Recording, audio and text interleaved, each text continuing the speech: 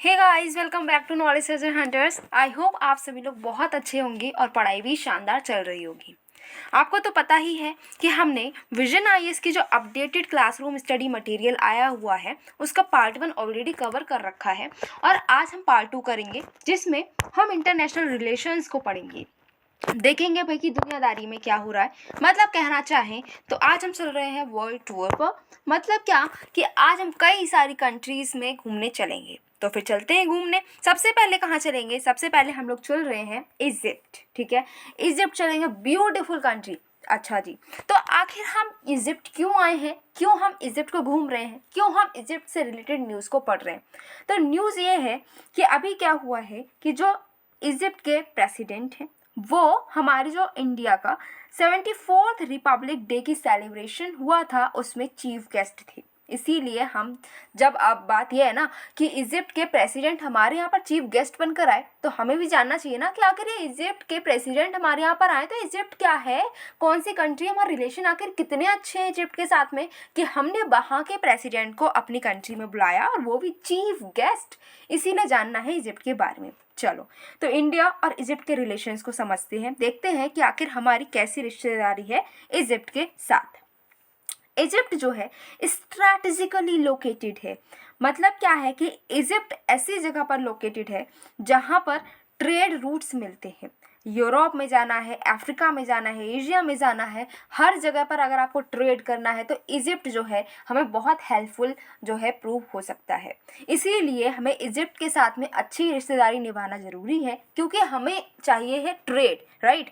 Trade होगा, economy अच्छी होगी, इकोनॉमी अच्छी होगी तो मतलब क्या है कि हम बहुत कुछ कर पाएंगे, हमारी ग्लोबल पोजीशन है वो काफ़ी अच्छी हो जाएगी, राइट। क्योंकि दुनिया किस पर चल रही है? पैसों पर, रुपीज़ पर, ठीक है, मनी पर।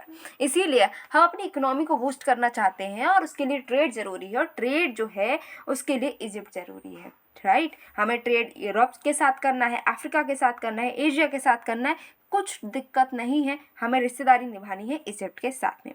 अच्छा, इंडिया और इजिप्ट की अगर हम फ्रेंडशिप ट्रीटी की बात करें कि भाई हमारी दोस्ती कब हुई इजिप्ट के साथ में, तो 1955, जब हम पैदा भी नहीं हुए, 1955 से हमारी फ्रेंडशिप ट्रीटी साइंड है इंडिया और इजिप्ट की। ठीक है, हम जो दोनों कंट्रीज़ हैं इंडिया एंड इजिप्ट, इनके बीच में अगर ट्रेड की बात करें, क्योंकि पैसे की तो बात करनी है ना, जब तक हम ट्रेड की बात नहीं करेंगे, पैसे की बात नहीं करेंगे, तब तक कैसे काम चलेगा। अच्छा, तो बायलैटरल ट्रेड की बात करें तो $7 बिलियन तक का ट्रेड होता है इन दोनों कंट्री के बीच में। तो मतलब काफ़ी इंपॉर्टेंट है इजिप्ट हमारे लिए।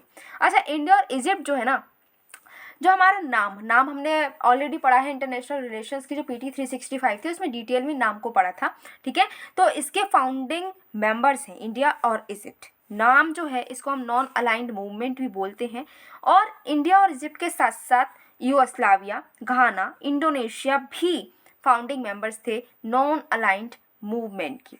फ्रेंडशिप ट्रीटी जो है 1955 की, ये भी साइन हुई है इजिप्ट के साथ में, हमने अभी देखा भी। और इंडिया इजिप्ट ज्वाइंट कमीशन भी है जो कि 1983 में बनी थी। अच्छा, अब देखते हैं कुछ और चीज़। ये चीज़ है कि हम देखते हैं कि ये हमें क्यों इम्पॉर्टेंट है, राइट। देख लेते हैं, ये रहा इजिप्ट, राइट। हम यहाँ पर देख रहे हैं ये इजिप्ट है, नाइल रिवर यहाँ से जा रही है, यहाँ पर कायरो है इजिप्ट की कैपिटल, राइट। नाइल जो है ये जा रही है और डेल्टा यहाँ पर बना रही है, और नाइल जो है अपना वाटर कहाँ पर ड्रेन कर रही है? मेडिटेरियन सी में, राइट। यहाँ पर पोर्ट सेड है, ये दिख रहा है हमें। ये रेड सी यहाँ पर है, राइट। अब अच्छा, रेड सी भी दिख रही है। ये सिनाई पेनिनसुला है ना। और यहाँ पर क्या है बताओ ज़रा, इसके पड़ोस में क्या है? तो ये जो है यहाँ पर स्विस कैनाल बनी हुई है जो कि क्या कर रही है? रेड सी को मेडिटेरियन के साथ में जोड़ रही है। तो ये रहा हमारा इजिप्ट। अच्छा, और बात करें, हाँ जी करें, तो इंडिया जो है ना वो 3rd लार्जेस्ट एक्सपोर्ट मार्केट है इजिप्ट के लिए। मतलब इजिप्ट जो है अपना एक्सपोर्ट करता है, हर कंट्री अपने एक्सपोर्ट को प्रमोट करने की कोशिश करती हैं, क्योंकि एक्सपोर्ट करेंगे तो हमारे पास में फॉरेन एक्सचेंज आएगा, फॉरेन एक्सचेंज आएगा तो हमारी इकोनॉमी बूस्ट होगी। इसीलिए इजिप्ट भी एक्सपोर्ट करती है। और 3rd लार्जेस्ट एक्सपोर्ट मार्केट कौन सी है इजिप्ट की? हमारी प्यारी इंडिया, ठीक है। और साथ ही साथ में इंडिया जो है इजिप्ट को हेल्प करती है यूरोप के साथ में कनेक्ट होने में, अफ्रीका के साथ में कनेक्ट होने में। इजिप्ट जो है वो one of the largest investment destination है इंडिया के लिए, ठीक है। तो इंडिया जो है इन्वेस्टमेंट करते हैं, भाई पैसे होते हैं तो हम लोग क्या करते हैं, हमारे पास रुपीज़ होते हैं, मनी होता है, हम क्या करते हैं, हम करते हैं इन्वेस्टमेंट, कि हम इन्वेस्टमेंट करेंगे, कुछ ना कुछ अच्छा रिटर्न मिलेगा। तो ऐसे ही हम अगर कंट्री की बात करें, ओवरऑल कंट्री की बात करें, तो हमारी इकोनॉमी जो है उसको और बूस्ट करने के लिए हम इन्वेस्टमेंट भी करते हैं। तो हम कई सारी जगह पर इन्वेस्टमेंट करते हैं, कई सारी कंट्रीज़ में इन्वेस्टमेंट करते हैं, जिसमें इजिप्ट भी एक जो है हमारे लिए अच्छी लार्जेस्ट इन्वेस्टमेंट डेस्टिनेशन है। इंडिया जो है उसने प्रेफरेंशियल ट्रेड एग्रीमेंट को साइन किया है इजिप्ट के साथ में। अब ये preferential trade agreement, free trade agreement, ये सब कुछ जो है, ये सारे ट्रेड एग्रीमेंट्स को हमने पढ़ा है इकोनॉमी वाली PT 365 में। अगर नहीं देखिए तो उसको फटाफट से देखो, ठीक है। पहले इस वाली वीडियो कंप्लीट करो, उसके बाद में उसको देखना इकोनॉमी की, जिसमें ये ट्रेड एग्रीमेंट को डिस्कस किया है। अच्छा, इंडिया जो है प्रेफरेंशियल ट्रेड एग्रीमेंट साइन कर चुका है इजिप्ट के साथ में। एक सिस्टम है global system of trade preference, उसके ही अंडर ये प्रेफरेंशियल ट्रेड एग्रीमेंट साइन हुआ है। अच्छा, डिफेंस की बात करें, जी हाँ, अगर हम डिफेंस की बात करते हैं तो ज्वाइंट डिफेंस कमिटी स्टार्ट हुई है 2006 में, ठीक है, दोनों कंट्रीज के बीच में, India and Egypt. Exercise desert warrior होता है। इंडियन नेवी शिप्स जो हैं वो पोर्ट कॉल्स को अटेंड करती हैं इजिप्शियन पोर्ट्स पर। तो हम जो है काफ़ी कोऑपरेट कर रहे हैं डिफेंस सेक्टर में भी। इजिप्ट घूम आए हैं पड़ोस में ही, चलो थोड़ी दूर पर चलते हैं और देखते हैं कतर को, ठीक है। इजिप्ट तो घूम लिया, वहीं पर रास्ते में कतर पड़ा, तो चलो कतर भी घूम लेते हैं। अच्छा, आप हम कतर क्यों घूम रहे हैं, क्योंकि हमारे और कतर के जो डिप्लोमेटिक रिलेशंस हैं उसके 50 साल पूरे हो गए हैं 2023 में। तो अब 50 साल पूरे हुए हैं तो घूमना तो बनता है ना कतर में, तो चलो हम घूम रहे हैं कतर। अच्छा, डिप्लोमेटिक रिलेशंस हमारे कब स्टार्ट हुए, 1973 में, इन दोनों कंट्री के बीच में, हमारी प्यारी इंडिया एंड कतर, ठीक है, इनके बीच में डिप्लोमेटिक रिलेशंस स्टार्ट हुए। ट्रेड की बात करें तो 15 बिलियन US$ का ट्रेड होता है दोनों कंट्री के बीच में। इंडिया कतर स्टार्टअप ब्रिज जो है ये ज्वाइंट इनिशिएटिव है, ठीक है, जिसमें हम क्या कर रहे हैं, दोनों कंट्रीज इंडिया एंड कतर क्या कर रहे हैं कि जो आपके स्टार्टअप इकोसिस्टम से स्टार्टअप्स हैं, इसके लिए जो भी हम काम कर रहे हैं, इकोसिस्टम्स बना रहे हैं, स्टार्टअप अच्छे से ग्रो करें, स्टार्टअप जो है वो उनका जो भी वर्किंग है वो अच्छे से हो पाए, उसके लिए ईजी रहे, सारा बिजनेस उसका ईजी रहे, इसके लिए हम जो है एक इनिशिएटिव लेकर आए हैं दोनों कंट्री मिलकर, India and Qatar, that is India Qatar startup bridge, ठीक है। डिफेंस में भी काफ़ी अच्छा हमारा काम रहता है। India Qatar defence cooperation agreement को 2008 में साइन हुआ। रेगुलरली हम बाइनियल जो Doha International Maritime Defence Exhibition and Conference होता है कतर में, उसमें भी पार्ट लेते हैं। नेवल एक्सरसाइज भी इंडिया और कतर के बीच में होती है, दैट इज ज़ायर अल बहार, ठीक है, जिसको हम रोअर ऑफ सी भी बोल सकते हैं। अब बारी है कि कतर का कुछ मैप देख लिया जाए। जी बिल्कुल देखेंगे। चलो, मैप की अगर हम बात करते हैं तो यहाँ पर अगर हम देखें, इधर आपकी जो कतर है इधर मिल जाता है पर्शियन गल्फ, ठीक है, इस साइड ही पर्शियन गल्फ है, यहाँ गल्फ ऑफ बहरीन है, ठीक है, ये बहरीन हमें देखने को मिल रहा है, मनामा इधर देखने को मिल रहा है, ठीक है। और साथ ही साथ में ये हमारा कतर जो है ये देखने को मिल ही रहा है, ये कतर है, और ये जो है सराउंडेड किससे, पर्शियन गल्फ से है, इधर आपकी गल्फ ऑफ बहरीन है, और इधर क्या है, दाहत सालवा वे, सऊदी अरेबिया के पास में ही कतर देखने को मिल रहा है। 2002 में अगर हम बात करें तो 2002 में कतर ने पहली बार प्रपोज किया कि इंडिया जो है वो ऑब्जर्वर स्टेटस दिया इंडिया को, कहाँ पर, जो ऑर्गेनाइजेशन ऑफ इस्लामिक कोऑपरेशन है उसमें कतर ने पहली बार ये प्रपोजल दिया था कि इंडिया को ऑब्जर्वर स्टेटस दे देना चाहिए, ठीक है, कहाँ पर देंगे, ऑर्गेनाइजेशन ऑफ इस्लामिक कोऑपरेशन में।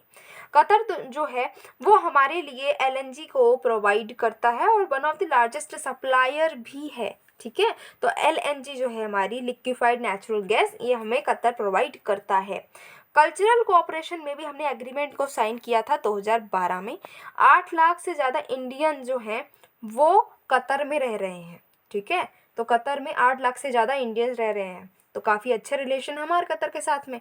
अच्छा, कतर फंड फॉर डेवलपमेंट भी सेंड किया गया था। इस जो कतर फंड फॉर डेवलपमेंट है इसने इंडिया में कोविड मेडिकल रिलीफ मटेरियल भी जो है सेंड किया, जिससे कि हम जो सेकेंड वेव थी कोविड-19 की उससे फाइट कर पाएँ अच्छे से। कतर घूम आए, अब चलते हैं साउथ कोरिया, ठीक है। बहुत सारे हम में से बहुत सारे लोग ऐसे होंगे जिनकी जो कोरियन मूवीज़ हैं, कोरियन ड्रामाज है, कोरियन जो एक्टर्स हैं वो फेवरेट होंगे, राइट। हम सब बहुत सारे सबके बीच में बहुत क्रेज़ है कि कोरियन मूवीज़ देखनी है, कोरियन ड्रामा देखना है।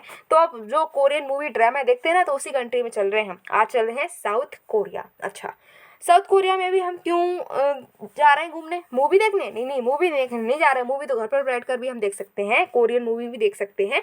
बट हम यहाँ पर कोरिया घूमने इसलिए जा रहे हैं क्योंकि कोरिया के साथ में भी हमारी जो रिश्तेदारी है उसके हो गए हैं 50 साल। 50 साल के तो हम भी नहीं हुए, बट रिश्तेदारी 50 साल की हो गई है, ठीक है। इंडिया एंड साउथ कोरिया के बीच में डिप्लोमेटिक रिलेशन को इस्टेब्लिश हुए 50 साल हुए। आज हम इसलिए पढ़ रहे हैं साउथ कोरिया। दोनों ने ही स्ट्रेटेजिक पार्टनरशिप को 2010 में साइन किया था और उसके बाद में 2015 में इसको अपग्रेड कर दिया गया, नाम रख दिया गया स्पेशल स्ट्रेटेजिक पार्टनरशिप। पहले तो स्ट्रेटेजिक पार्टनरशिप थी 2010 तक, 5 साल में ये स्ट्रेटेजिक पार्टनरशिप स्पेशल भी हो गई। ओके, अच्छा, बायलैटरल ट्रेड की बात करें तो कितना ट्रेड होता है हमारा कोरिया के साथ में, ठीक है, साउथ कोरिया के साथ में, तो 27 बिलियन डॉलर, इतना ज़्यादा, ठीक है, इतना ज़्यादा ट्रेड होता है इन दोनों कंट्री के बीच में। हमने सेपा को भी साइन किया था साउथ कोरिया के साथ में, कॉम्प्रिहेंसिव इकोनॉमिक पार्टनरशिप एग्रीमेंट, ठीक है, जो कि 2010 में ऑपरेशनलाइज्ड भी हुआ। Civil nuclear energy corporation agreement भी 2011 में हम साइन कर चुके हैं साउथ कोरिया के साथ। अब बारी है मैप देखने की, तो देखते हैं मैप।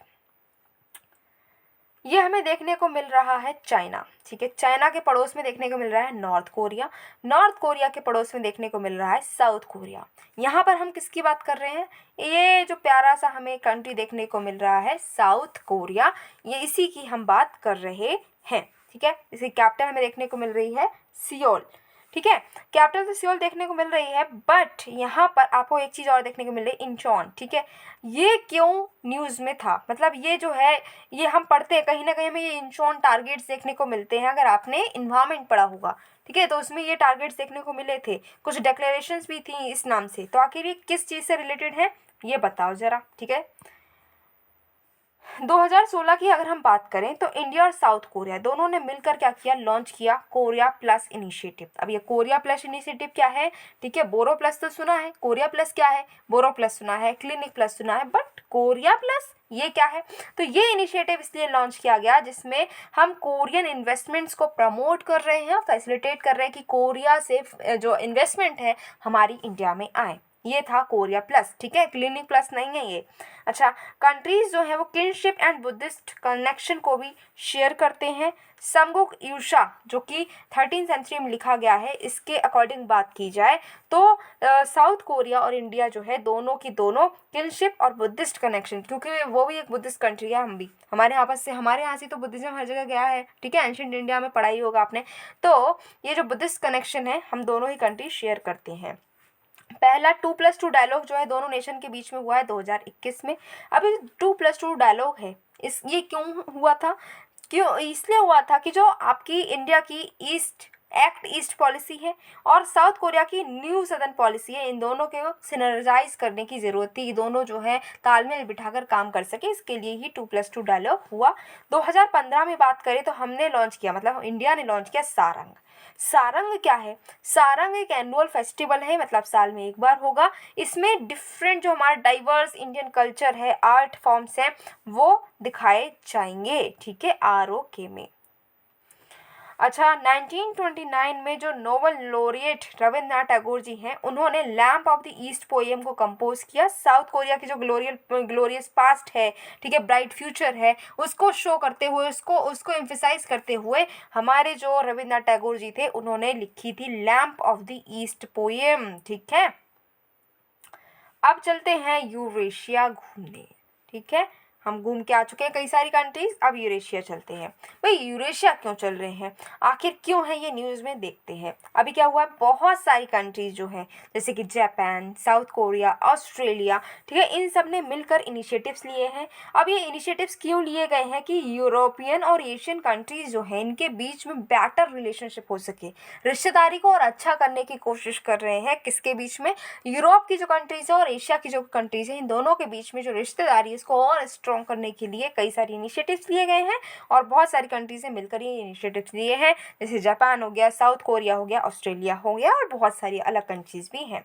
अच्छा, यूरेशिया जो है ना, इसके हमारे लिए क्या इंपॉर्टेंस है, क्यों हम ये लेकर बैठे और यूरेशिया पढ़ने बैठ गए? भाई प्रीलिम्स आने वाले, इतना सारा काम है, इतनी सारी पढ़ाई करनी है, इतना सिलेबस है, यूरेशिया, हम यूरेशिया लेने बैठ गए, यूरेशिया को पढ़ने बैठ गए। आखिर क्यों इंपॉर्टेंट है यूरेशिया? चलो जानते हैं। देखो, BRI जो है, बेल्ट एंड रोड इनिशिएटिव, इसके लिए ऑल्टरनेट है यूरेशिया, ठीक है। इसका ऑल्टरनेट है international north south transport corridor. इसको भी हमने IR जो है PT 365 इंटरनेशनल रिलेशंस की, उसमें इस जो INSTC है इसको कवर किया था, राइट। तो अगर आपने देख लिया तो आपको पता ही है, आपको याद आता होगा कि हाँ हमने कवर किया था। नहीं देखा है तो PT 365 देखिए, किसकी? इंटरनेशनल रिलेशंस की, उसमें ये चीज़ बहुत अच्छे से कवर होगी, ठीक है।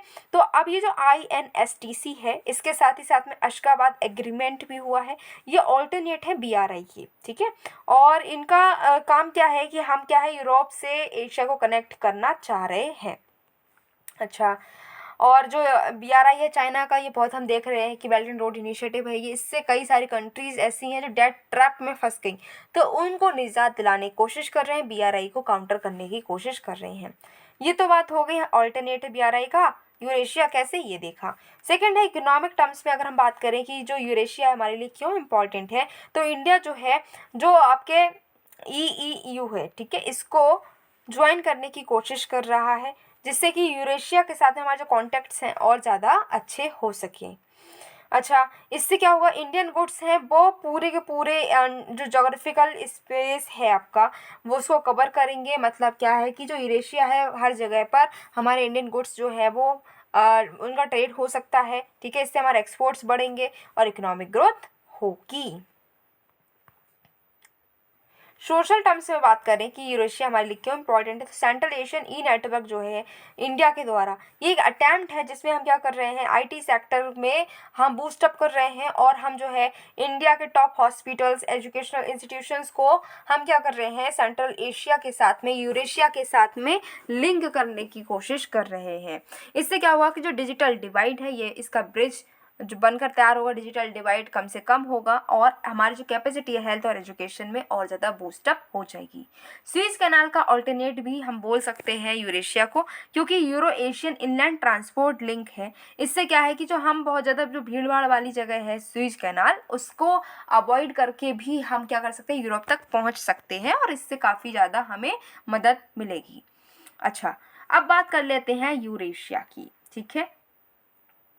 तो यूरेशिया जो है लार्जेस्ट कॉन्टिनेंटल एरिया है पूरी अर्थ पर देखा जाए तो। 93 कंट्रीज आती हैं यूरोप, मिडल ईस्ट और एशिया की, और ये सारी 93 कंट्रीज को मिलाकर हम यूरेशिया बोल देते हैं, ठीक है। लगभग 5 बिलियन पीपल जो हैं वो इस यूरेशिया में रहते हैं। हम भी वहीं रहते हैं भाई, हम एशिया का पार्ट है और एशिया यूरेशिया का पार्ट है, तो हम भी यूरेशिया में ही रह रहे हैं। अच्छा, जियोलॉजिकली इसमें क्या है, ये रिप्रेजेंट करती है यूरेशियन टेक्टोनिक प्लेट से ही ये रिप्रेजेंटेड है। यूरेशिया में बात करें अगर हम, तो कोई एग्रीड फॉर्मल इंटरनेशनल अंडरस्टैंडिंग नहीं है, ठीक है। कोई इंटरनेशनल लेवल पर हम ये नहीं कह सकते कि यूरेशिया में कितना रीजन है, ठीक है। एक एस्टिमेट बताया जाता है, बट हम ये नहीं कह सकते कि यूरेशिया में इतनी कंट्रीज ही हैं। ये जो आपको इतना एरिया दिख रहा है, ये है यूरेशिया, जो हमें थोड़ा सा ग्रेइश दिख रहा है, ठीक है। ये एरिया जो है यूरेशिया है। अच्छा, कौन कौन से रिसोर्सेज हमें मिलते हैं यूरेशिया में, ये देखने की ज़रूरत है। नेचुरल गैस जो है 31% नेचुरल गैस रिजर्व्स मिलते हैं, 17% ऑयल रिजर्व्स मिलते हैं, 23% आयरन ओर मिलती है, सोना भी मिलता है देखो 14%, ठीक है। कॉपर 7% मिलता है। अब बात करेंगे इंडो रशियन फ्रेंडशिप ट्रीटी की, ठीक है। इंडिया और रशिया की जो फ्रेंडशिप ट्रीटी है ये न्यूज़ में रही, क्यों है न्यूज़ में देख लेते हैं। अभी 30 साल हो चुके हैं इस फ्रेंडशिप ट्रीटी को, मतलब क्या कि इंडिया और रशिया इसकी फ्रेंडशिप ट्रीटी को अब 30 साल हो गए हैं। अब ये ट्रीटी के बारे में समझ लेते हैं। 1993 में treaty of friendship and cooperation जो है इसने रिप्लेस किया है 1971 की जो ट्रीटी थी, पीस की, फ्रेंडशिप की, कोऑपरेशन की, इंडिया और सोवियत यूनियन के बीच में ये जो ट्रीटी हुई थी, जिसको हमने बोला treaty of peace, friendship, cooperation, इसको बदल के आ गई नई ट्रीटी 1993 में, नाम था treaty of friendship and cooperation. 1971 की जो ट्रीटी है ये एक्सपायर हो गई थी। क्यों एक्सपायर हो गई थी? क्योंकि हमें पता है कि सोवियत यूनियन जो पहले था यूएसएसआर, वो क्या हुआ था कि 1991 में वो टूट गया था। ठीक है, उसके बाल्कनाइजेशन हो गया समझ लो, कहना चाहें तो। ठीक है, टूट के अलग अलग कंट्रीज बन गई। तो ये जो सोवियत यूनियन ही नहीं रहा जब पूरा, तो सोवियत यूनियन के साथ में की हुई ट्रीटी कैसे रहती, इसीलिए ज़रूरत थी कि नई ट्रीटी बने। ठीक है, और ये वाली ट्रीटी हो गई एक्सपायर। यहाँ पर क्या हुआ कि इससे क्या हुआ है कि हम नॉन अलाइन मूवमेंट जो है उसका डिपार्चर हो गया, क्योंकि हमें 1971 जो है ये ट्रीटी थी नॉन अग्रेशन की, ट्रीटी थी पीस की अगेंस्ट वॉर। मतलब क्या है कि हमारी जो ट्रीटी है, हम पहले जो नॉन अलाइन मूवमेंट में कह रहे थे कि हम जो है ना रशिया, ना ही हम यूएसएसआर के साथ में, ना ही हम यूएसए के साथ में। बट अब तो यूएसएसआर टूट गया, यूएसएसआर बचा ही नहीं, अलग अलग कंट्रीज बन गई। तो अब नाम की इतनी जो हमारी वैल्यू थी ना वो इतनी नहीं रही, इंपॉर्टेंस इतनी नहीं रही, क्योंकि जिस मुद्दे के लिए वो बनाया गया वो मुद्दा अब यहाँ पर था ही नहीं। ठीक है, अब ये जो ट्रीटी है हमारी इंडो रशियन फ्रेंडशिप ट्रीटी, इसमें सिक्योरिटी क्लॉज भी है और दूसरे प्रोविजंस भी हैं, पीस पर है, फ्रेंडशिप पर एंड कोऑपरेशन पर भी कई सारे प्रोविजंस हैं। ठीक है, 1993 की जो ट्रीटी है ये मॉडिफाइड वर्जन है ट्रीटी जो हमारी 1971 में हुई थी। क्या क्या प्रोविजंस हैं ये देख लेते हैं। तो पीस के लिए प्रोविजंस है, फ्रेंडशिप के लिए प्रोविजन है एंड कोऑपरेशन के लिए। पहले बात करते हैं पीस की। ठीक है, तो हम रिस्पेक्ट करेंगे जो हमारी दूसरी कंट्रीज हैं। ठीक है, मतलब रशिया इंडिया की territory, independence, sovereignty, territorial integrity की रिस्पेक्ट करें और इंडिया रशिया की। ठीक है, एक दूसरे के इंटरनल अफेयर्स में नाक नहीं घुसाएंगे भाई, अलग अलग रहेंगे, अपने काम से काम रखेंगे। अच्छा, फिर आर्म रेस नहीं करेंगे कि अच्छा तेरे पास में 2 बंदूक, मेरे पास में 10 बंदूक, तेरे पास में 2 बम, मेरे पास में 1000 बम, ऐसा नहीं करेंगे। ठीक है, आर्म्स रेस नहीं करेंगे। हम कोशिश करेंगे कि कंप्लीट डिसआर्मामेंट को करवा सकें। ठीक है, न्यूक्लियर और कन्वेंशनल दोनों ही वेपन्स का डिसआर्मामेंट करने की हम कोशिश करेंगे। फ्रेंडशिप की बात करें तो कॉलोनियलिज्म जो है वो नहीं करेंगे, उसको ये कंडेम्ड करते हैं। ठीक है, और किसी भी तरीके से हम क्या करेंगे, कॉलोनाइजेशन जो पहले हुआ था उसको एलिमिनेट करने की कोशिश करेंगे। रेगुलर कॉन्टेक्ट्स को बनाने की कोशिश करेंगे भाई, मिलने की कोशिश करेंगे, मीटिंग करते रहेंगे तो चलो एक दूसरे को भूल ही जाए, इसलिए मिलना भी ज़रूरी है, तो मीटिंग होती रहेंगी और जो एक दूसरे की प्रॉब्लम्स है उनको भी सुलझाने की कोशिश करेंगे। कोऑपरेशन की बात करें तो यहाँ पर बाइंड किया जाता है दोनों पार्टीज़ को कि वो कोई भी तीसरी पार्टी से हेल्प नहीं लेंगे। ठीक है, अगर कोई आर्म्ड कन्फ्लिक्ट, अगर जैसे कि दूसरी कंट्री, 2 कंट्री हैं अब जैसे इंडिया और रशिया, अब इसकी कोई दुश्मन कंट्री है। ठीक है, तो ये वाली कंट्री जो है इससे हेल्प नहीं लेगी, ये बताया क्या है। म्यूचुअल कोऑपरेशन पे काम करेंगे बस। नेक्स्ट है initiative on critical and emerging technology. क्या है कि क्रिटिकल और इमर्जिंग टेक्नोलॉजी के लिए कुछ इनिशिएटिव्स आखिर न्यूज़ में क्यों है, क्योंकि इंडिया और यूएस का इनिशिएटिव है क्रिटिकल एंड इमर्जिंग टेक्नोलॉजी का और इसका इनॉग्रल मीटिंग हो चुकी है। ठीक है, और अगर बात करें तो ये लॉन्च हुई है जब क्वेड की समिट हुई 2022 में, तब जो है अब इससे पहले, ये पढ़ने से पहले आपका टास्क है कि आपको बताना है कि क्वेड में कितने मेंबर हैं और साथ ही साथ बता भी देना कौन कौन सी मेंबर हैं। ठीक है, तो अभी हुआ ये है कि क्वेड की जब मीटिंग हो रही थी 2022 में, तब ये इनिशिएटिव इंडिया और यूएस ने लॉन्च किया है। 2 तो वैसे पता चल ही चुकी कंट्रीज, और कितनी है बताओ जरा। ICAT का एम क्या है? एम है कि 2 कंट्रीज जो हैं उनको ट्रस्टेड टेक्नोलॉजी पार्टनर्स बनाना है। ठीक है, टेक्नोलॉजी वैल्यू चेन्स बनानी है हमें, को डेवलपमेंट हो, को प्रोडक्शन हो आइटम्स का, और जो है 2 कंट्री के बीच में ट्रस्ट रहे टेक्नोलॉजी के एरिया में। जो रेगुलेटरी रिस्ट्रिक्शंस हैं उनको एड्रेस करना है, एक्सपोर्ट कंट्रोल्स हैं, मोबिलिटी बैरियर्स हैं, इन सबको एड्रेस करने की ज़रूरत है। क्या बेनिफिट होगा, क्यों हम इतनी मेहनत कर रहे हैं, ये भी तो बताओ। अच्छा, बेनिफिट्स की अगर हम बात करें तो एक्सपोर्ट बैरियर जो है ना, इंडिया में कई सारी क्रिटिकल एरियाज़ में एक्सपोर्ट्स जो है उसके लिए बैरियर लगाए गए हैं, तो उसको और ईजी बनाएगा। साथ ही साथ में लिंकेजेस जो हैं स्टार्टअप इकोसिस्टम के इंडिया और यूएसए के बीच में उसको स्ट्रेंथन भी करेगा। अब ये जो मीटिंग हुई तो इसके साथ ही साथ और भी इनिशिएटिव्स लॉन्च हुए हैं। कौन कौन से? Indo US quantum coordination mechanism को इस्टेब्लिश किया गया है जिससे कि इनोवेशन इकोसिस्टम और बूस्टअप हो सके। इनोवेशन ब्रिज को भी लॉन्च किया है जिससे कि जो डिफेंस स्टार्टअप्स हैं इंडिया और यूएस के बीच में ये जो है और ज़्यादा कनेक्ट हो सकें। रेडीनेस असेसमेंट डेवलप किया गया है। इस असेसमेंट ने को भी डेवलप किया है एक टास्क फोर्स ने, ठीक है, जिसमें जो आपका इंडिया का सेमीकंडक्टर मिशन है, इंडिया का इलेक्ट्रॉनिक सेमीकंडक्टर एसोसिएशन है, यूएस के सेमीकंडक्टर इंडस्ट्री एसोसिएशन है, ये सब सेमीकंडक्टर की सप्लाई चेन को बूस्टअप करने की कोशिश करेंगे। ओके, नेक्स्ट टॉपिक की अगर हम बात करें, नेक्स्ट टॉपिक है इंडियन डायस्पोरा, ठीक है। अब इंडियन डायस्पोरा के बारे में क्यों पढ़ रहे हैं, चलो जानते हैं। तो इंडिया ने 70th PVD कन्वेंशन जो है इंदौर में लॉन्च की है, होस्ट की है, मध्य प्रदेश में हमारा इंदौर, ठीक है। इंदौर क्यों फेमस है बताओ जरा।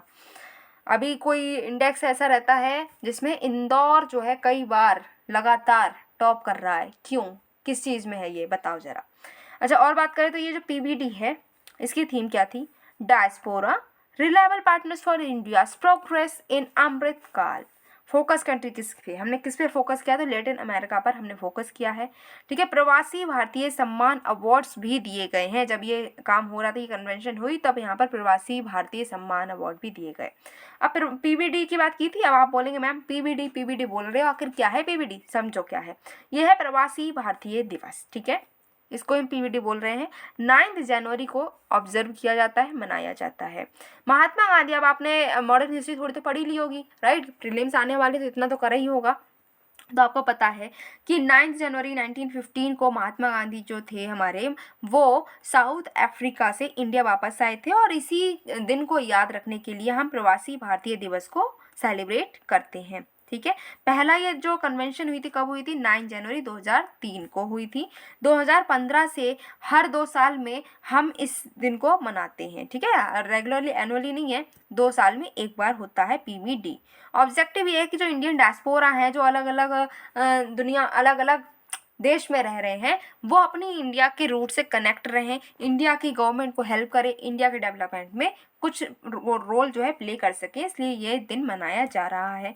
अब इस डिस्पोरा के साथ में कनेक्ट करने के लिए गवर्नमेंट इनिशिएटिव्स क्या क्या लिए गए हैं, ये भी जानना जरूरी है, चलो जान लेते हैं। तो ministry of overseas Indian affairs को मिनिस्ट्री ऑफ एक्सटर्नल अफेयर्स के साथ में जोड़ दिया, ठीक है, उनको एक साथ मर्ज कर दिया। फिर क्या किया गया कि सोशल सिक्योरिटी एग्रीमेंट्स किए हैं कई फॉरेन कंट्री के साथ में, जिससे कि जो अलग अलग देश में हमारी यहाँ के इंडिया के सिटीजन्स रह रहे हैं, इंडिया के लोग रह रहे हैं, उनको प्रोटेक्ट किया जा सके। नो इंडिया प्रोग्राम 2003 भी लॉन्च किया गया, जो कि एक यूनिक फोरम है ऐसे स्टूडेंट्स और यंग प्रोफेशनल्स के लिए जो कि इंडियन ओरिजिन के तो हैं, बट वो क्या कर रहे हैं, वो अलग अलग देश में जाकर पढ़ाई कर रहे हैं, तो वो इंडिया में विजिट करें, अपने जो व्यूज़ हैं उनको शेयर करें, अपनी एक्सपेक्टेशंस, अपनी एक्सपीरियंसेस जो हैं उनको शेयर करें। इसके लिए एक फोरम तैयार किया गया है और उस फोरम का नाम है नो इंडिया फोरम, ठीक है। अच्छा, representation of people amendment bill 2017 लेकर आए। इसके बाद में क्या हुआ कि जो ओवरसीज वोटर हैं वो भी इंडिया में वोट डाल सकते हैं जब इलेक्शन होगा। अच्छा, दूसरे इनिशिएटिव्स भी हैं, जैसे कि scholarship programme for diaspora children, ठीक है, study India programme, e migrate system, प्रवासी कौशल विकास योजना, डेडिकेटेड हेल्पलाइन भी है वीमन के लिए, वो है 2021 2021। अच्छा, इंडिया एंड ग्लोबल साउथ। अब ये ग्लोबल साउथ क्या है इसको भी समझेंगे और इंडिया का क्या कनेक्शन इसके साथ समझते हैं। भाई न्यूज़ में क्यों है, क्यों पढ़ रहे हैं हम इसको, क्योंकि voice of global south summit जो है ये होस्ट की है इंडिया ने वर्चुअली, ठीक है। इसने क्या किया, इसने बताया, इसने कहा कि ग्लोबल लेवल पर हमें रेस्पॉन्ड, रिकॉग्नाइज, रिस्पेक्ट, रिफॉर्म करने की ज़रूरत है। पूरी दुनिया भर में हमें फिर से उसको एनर्जी प्रोवाइड करने की ज़रूरत है। अब हम देखते हैं ग्लोबल साउथ आखिर है क्या, ठीक है। चलो देखो ग्लोबल साउथ, ये मैप दिख रहा है, हाँ जी दिख रहा है। अब यहाँ पर इस मैप पर एक ब्लैक लाइन दिख रही है, ये वाली, ठीक है, ये जो लाइन दिख रही है, ये जो लाइन है, ठीक है, इस लाइन के ऊपर जो कंट्रीज है ना वो ग्लोबल नॉर्थ है, इस लाइन के नीचे जो कंट्रीज है वो ग्लोबल साउथ है, ठीक है, दिख रहा है। लाइन जो है ये लाइन सीधी लाइन नहीं है, टेढ़ी मेढ़ी लाइन है, इसके ऊपर वाला ग्लोबल नॉर्थ, इसके नीचे वाला ग्लोबल साउथ। अब इसमें देखकर ये बताओ इंडिया कहाँ पर है, ग्लोबल नॉर्थ में है या फिर ग्लोबल साउथ में है। तो इंडिया हमारी यहाँ दिख रही है, इस लाइन के नीचे दिख रही है, मतलब हम ग्लोबल साउथ में हैं। एक चीज़ और याद रखना कि यहाँ पर इक्वेटर से कोई लेना देना नहीं है, मतलब आप समझे कि अरे इक्वेटर जो है, इक्वेटर के ऊपर वाला नॉर्थ हो जाएगा, इक्वेटर के नीचे वाला साउथ हो जाएगा, नहीं, यहाँ पर हेमिस्फीयर की बात नहीं हो रही है, यहाँ पर global north and global south की बात हो रही है, चलो इसके बारे में और समझते हैं। 1980s का समय चल रहा था। ब्रांड लाइन जो है ये इसने जो हमारा पूरी दुनिया थी उसको relatively richer and poor nation में स्प्लिट कर दिया। इस लाइन ने क्या किया है, अमीर नेशन को ऊपर और गरीब थोड़े जो रिलेटिवली थोड़े गरीब हैं उनको नीचे बांट दिया। ग्लोबल साउथ जो है लार्जली ऐसी कंट्रीज हैं एशिया, अफ्रीका और साउथ अमेरिका की जो कि थोड़ी डिसएडवांटेजेस हैं, जिनमें कॉलोनाइजेशन हुआ था, जहाँ पर गवर्नेंस इतनी स्ट्रांग नहीं है, जहाँ पर जो है अलग अलग यूरोपियंस ने आकर या फिर अलग अलग कंट्री ने आके कॉलोनलिज्म किया है। तो ऐसी कंट्रीज हमारे ग्लोबल साउथ में आते हैं और हम भी भैया ग्लोबल साउथ में ही आते हैं। अच्छा, इंपॉर्टेंस क्या है इसकी ग्लोबल साउथ की? इंपॉर्टेंस की पहली बात तो यही है कि ग्लोबल साउथ में हम भी आ रहे हैं तो हमारे लिए इंपॉर्टेंट है ही। क्लाइमेट चेंज के लिए इंपॉर्टेंट है, एनर्जी के सेक्टर में इंपॉर्टेंट है, पॉवर्टी एंड इनइक्वालिटी के लिए इंपॉर्टेंट है, नेचुरल रिसोर्सेज यहाँ पर बहुत सारे मिलते हैं, साउथ साउथ कॉपरेशन के लिए भी इंपॉर्टेंट है। अब कॉमन लिंक्स क्या है इंडिया और ग्लोबल साउथ के बीच में? तो सब जितना भी ग्लोबल साउथ है वहाँ पर सब में कॉलोनियलिज्म हुआ था। दोनों ही जो रीजन है इंडिया और ग्लोबल साउथ दोनों ने कॉलोनियल पास्ट को फेस किया है। सोशियो इकोनॉमिक इश्यूज हर जगह यहाँ पर फेस किए जा रहे हैं। अंडर रिप्रेजेंटेशन और डायस्पोरा भी यहाँ का फैला हुआ है। इनिशिएटिव्स लॉन्च किए गए हैं जिससे कि ग्लोबल साउथ को इंडिया हेल्प कर सके। ठीक है, आरोग्य मैत्री प्रोजेक्ट चलाया गया है। Global south science and technology initiative लेकर आए हैं।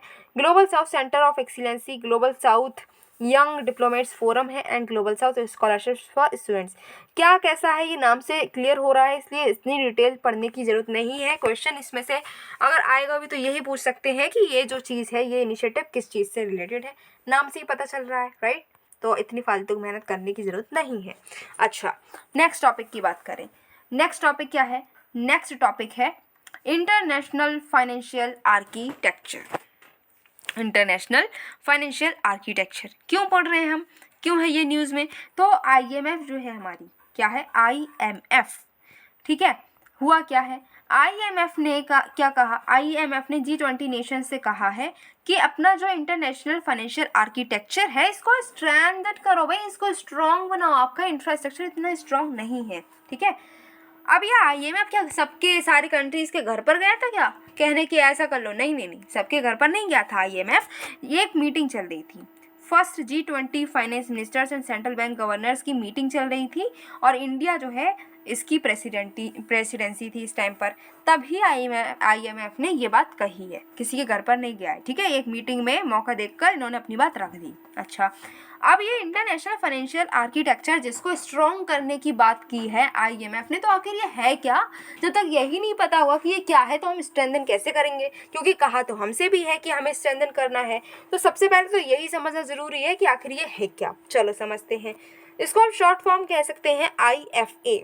ठीक है, इसका मतलब है कि जो कलेक्टिव गवर्नेंस अरेंजमेंट्स हैं इंटरनेशनल लेवल पर, जिससे कि हमारा जो global monetary and financial system है इसकी जो फंक्शनिंग है इफेक्टिव हो, फंक्शनिंग सिक्योर रहे, प्रोटेक्ट रहे, कोई यहाँ पर थ्रेट ना हो, अच्छे से काम होता रहे। तो इसको सेफ गार्ड करने के लिए जो भी हमारे इंटरनेशनल लेवल पर अरेंजमेंट्स किए गए हैं वही है इंटरनेशनल फाइनेंशियल आर्किटेक्चर।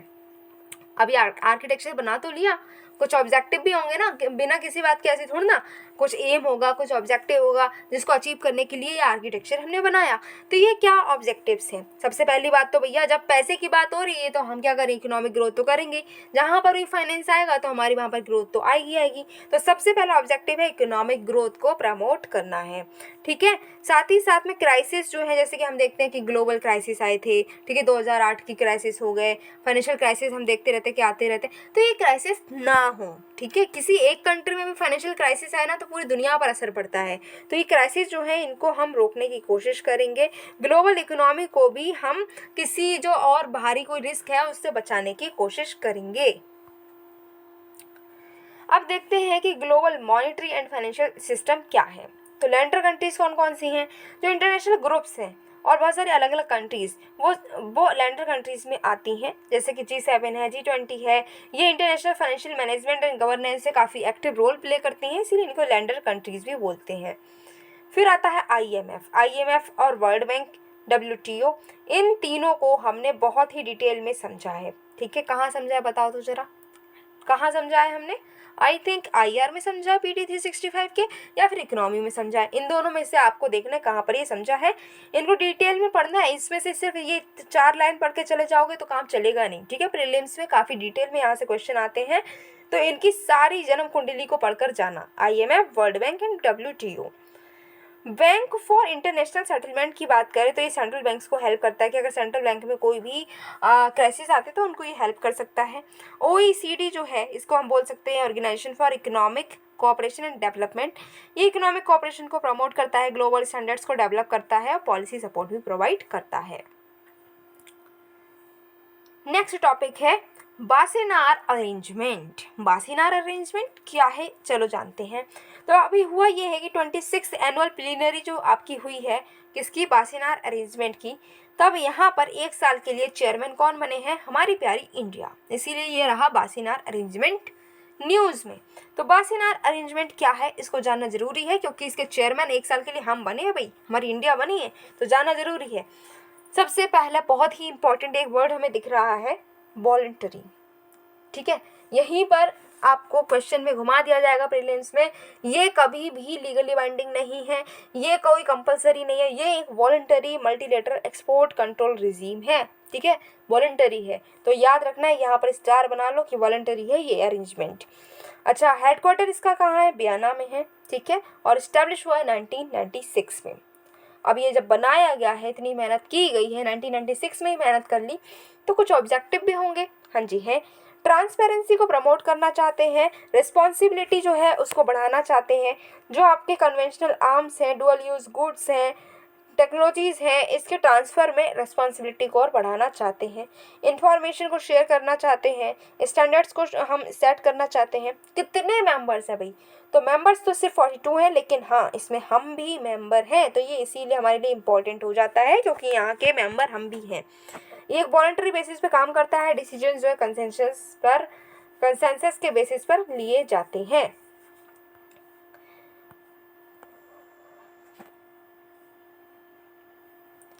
अब बात करते हैं India and UN peace keeping की, ठीक है। ये India and UN peace keeping news में इसलिए है क्योंकि हमने काफ़ी अच्छा काम किया है, एक प्राउड फील करने वाला काम करके दिखाया है। हमने क्या किया है, एक वीमन ओनली प्लेटून को भेजा है। UN का जो मिशन है अभी में, ठीक है, जहाँ पर जो तो बॉर्डर जो है south and Sudan and south Sudan के बीच में जो बॉर्डर है, ठीक है, यहाँ पर पीस कीपिंग की ज़रूरत पड़ी, तो हमारे यहाँ से इंडिया से बटालियन गई। लेकिन हमें प्राउड फील करने की ज़रूरत क्यों है, सिर्फ इसलिए नहीं कि हमारे यहाँ से बटालियन गई थी, वो तो बहुत पहले से जा रही है। प्राउड फील हम इसलिए कर सकते हैं क्योंकि जो बटालियन गई है ना, ये सिर्फ और सिर्फ वीमन की है, ऑल वीमन, ठीक है। तो यहाँ पर नारी शक्ति को दिखाया जा रहा है, ठीक है। इंडिया की नारी जो है बहुत ही ज़्यादा पावरफुल है, ये हम शो कर सकते हैं इससे। जब भी अगर आपका जो ऐसे राइटिंग आ जाए या फिर कोई क्वेश्चन आ जाए वीमन एम्पावरमेंट पे, तो आप ये एग्जाम्पल जरूर साइट करेंगे, ठीक है, कि हमारी ऑल वीमन प्लेटून गई है।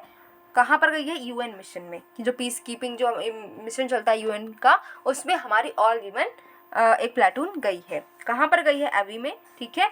और ये कहाँ है, तो बॉर्डर है सूडान एंड साउथ सूडान का, वहाँ पर गए हुए हैं। अच्छा, इंडिया का क्या कंट्रीब्यूशन रहा है UN के पीस कीपिंग में, ये देख लेते हैं। तो इंडिया जो है किसी भी कंट्री में इतने ज़्यादा पर्सनल नहीं जाते जितने हमारे यहाँ से लोग जाते हैं। हमारे यहाँ से हमारे जो जवान हैं वो जाते हैं UN पीस कीपिंग मिशंस पर, इतने जितने हमारे यहाँ से जाते हैं ना, इतने कहीं से नहीं जाते। इंडिया जो है 71 जो UN पीस कीपिंग मिशंस अभी तक हुए हैं 1948 से, उसमें 49 में इंडिया ने सर्व किया है। समझ रहे हो, आधे से भी ज़्यादा, उस आधे से ज़्यादा मिशन ऐसे हैं जिसमें इंडिया ने पार्टिसिपेट किया है, तो ये काफ़ी अच्छी बात है, यहाँ पर भी प्राउड कर लो। अच्छा, currently India 5th largest troop contributor है, ठीक है। लगभग 5323 पर्सोनल जो हैं वो इंडिया के गए हैं इन US पीस कीपिंग मिशंस में। इंडियन पीस कीपर्स जो हैं वो बहुत सारी सर्विसेज देते हैं, जैसे कि मेडिकल केयर्स देते हैं, वेटरनरी सपोर्ट देते हैं, इंजीनियरिंग सर्विसेज देते हैं। सिर्फ लड़ाई नहीं कर रहे हैं, बहुत सारा काम करते हैं हमारे इंडिया के लोग। अच्छा जी, इंडिया फर्स्ट कंट्री थी जिसने कंट्रीब्यूट किया था ट्रस्ट फंड में। जो ट्रस्ट फंड बना था on sexual exploitation and abuse में, जो 2016 में बना था ये ट्रस्ट फंड, इसमें हम पहली कंट्री थे जिसने कि यहाँ पर पैसा दिया था, ठीक है, फर्स्ट कंट्री थे जिसने कंट्रीब्यूट किया। अब चलो, इतना तो देख लिया। अब नई बात करते हैं, ये सब तो पुरानी बात है। नई बात क्या आ रही है कि वीमन, ठीक है, नारी, इंडियन जो नारी हैं वो पहुंच गई हैं इंडियन पीस कीपिंग में। तो वीमन पीस कीपर जो है इंडिया से अलग अलग कंट्री में, कोई नई बात नहीं है, हम बहुत पहले से नारी शक्ति को दिखाते चले आ रहे हैं। Congo, Liberia, South Sudan, Haiti, हर जगह हमारे इंडिया के वीमेन जा चुकी हैं। लेकिन इस बार नया ये है कि ऑल वीमेन ट्रूप गया है हमारा, ठीक है। पहले सर्व तो करते थे बट मेल भी जाते थे, फीमेल भी जाते थे। इस बार सिर्फ और सिर्फ वीमेन गई है, पूरा का पूरा ट्रूप ही ऐसा गया है जिसमें वीमेन है।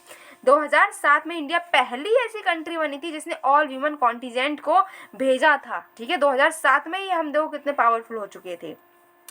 2014 की अगर हम बात करें तो इंडियन कॉप जो है शक्ति देवी, ठीक है, शक्ति देवी जो हमारी कॉप है, इंडियन कॉप है जम्मू कश्मीर पुलिस की, ठीक है। इनको यूएन असिस्टेंस मिशन जो है अफगानिस्तान में चला था, उसमें वो डिप्लॉयड थी और उनको अवार्ड भी मिला है। International female police piece keeper award जो है हमारी इंडियन शक्ति देवी को मिला है।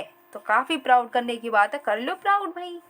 चलो, यूएन पीस कीपिंग की बात करें तो कुछ की फीचर्स हैं जिसको समझ लेते हैं। ये एक ग्लोबल इनिशिएटिव है यूएन का, जिससे कि दुनिया भर में शांति बनी रहे और सिक्योरिटी भी मेंटेन्ड रहे।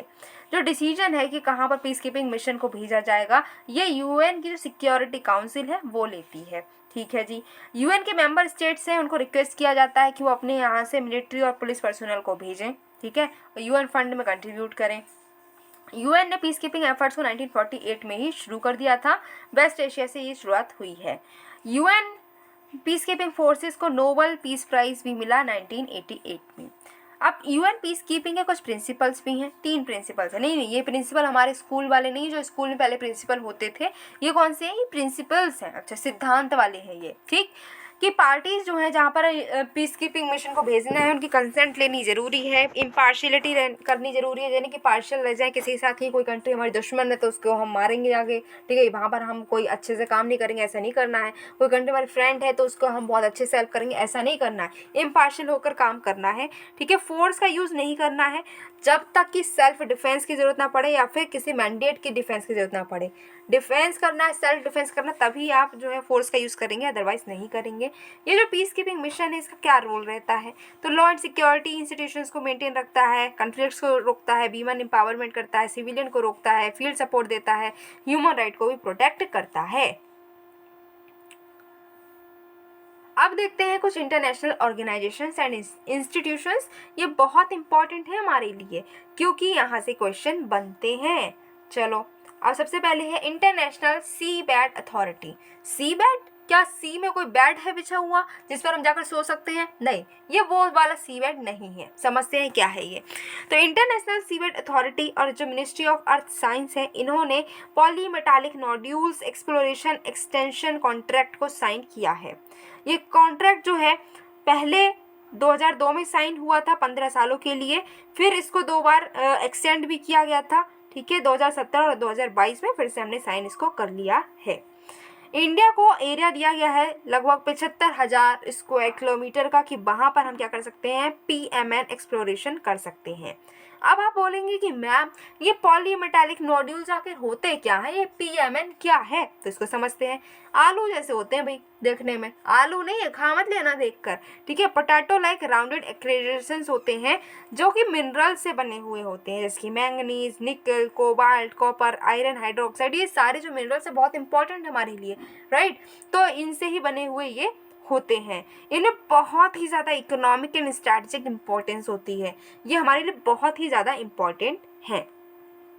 अब थोड़े पंडित जी बन जाते हैं और जन्म कुंडली देखते हैं। किसकी देखेंगे? आपकी थोड़ी ना देखनी है, यहाँ पर हमें देखनी है इंटरनेशनल सीवेड अथॉरिटी की जन्म कुंडली। चलो देखते हैं क्या है ये। तो ये एक इंटरनेशनल ऑर्गेनाइजेशन है। 1982 की जो UN कन्वेंशन हुई थी on the law of the sea, ठीक है, उससे ही ये बना है। अच्छा, हेडक्वार्टर की बात करें तो किंगस्टन जमाइका में ये इसका हेडक्वार्टर है। ये अगर आपको डीप सी माइनिंग करनी है, समुद्र में जाकर आपको माइनिंग करनी है, तो समुद्र तो सबका है, तो समुद्र सबका है तो सब पहुंच गए और सब जाके सारी कंट्रीज गई समुद्र में खुदाई करने लगी, माइनिंग करने लगी। फिर लड़ाई होगी कि नहीं यहाँ पर मैं खोदूंगा, नहीं यहाँ की माइनिंग मैं करूँगा, हो गया। फिर तो बहुत सारे वॉर हो जाएंगे सीधे। तो कोई तो होना चाहिए ना जो बताए कि नहीं भैया आपको यहाँ पर नहीं खोदना है, आपको यहाँ पर माइनिंग करनी है, ये एरिया आपका है, वो एरिया, तो बताने के लिए कोई अथॉरिटी होनी चाहिए। वो अथॉरिटी है इंटरनेशनल सीवेड अथॉरिटी। ठीक है, ये बताती है कि कौन से एरिया में कौन कंट्री है जो कि माइनिंग करेगी और रिसोर्सेज को एक्सप्लॉइट करेगी वहाँ की। अच्छा, इसमें 167 मेंबर स्टेट्स हैं, यूरोपियन यूनियन भी है, हम भी इसके मेंबर हैं, इसीलिए ये हमारे लिए इम्पोर्टेंट हो जाती है। ठीक है, इंडिया पहली कंट्री थी जिसको स्टेटस मिला था पायनियर इन्वेस्टर का 1987। तो 1987 में ही हमको ये एक क्या मिल चुका था, स्टेटस मिल चुका था।